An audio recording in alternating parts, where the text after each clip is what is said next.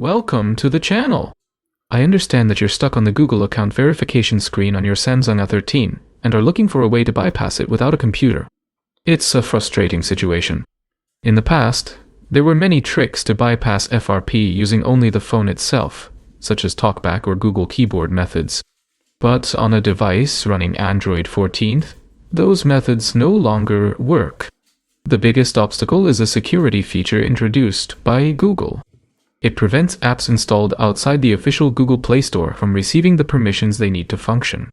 This directly blocks almost all old manual bypass methods. Today, the only working solutions require a PC. One of the free tools is Samsung FRP tool, which you can see on the screen. There are also paid professional programs such as DroidKit or Easiest Mobi Unlock. They are designed to work with the latest Android versions, including Android 14. If you decide to try them, I recommend using the DeepSeek service as well. It can literally guide you step by step through the entire process. If something doesn't work, you can simply send it a photo, and it will immediately tell you what to do next.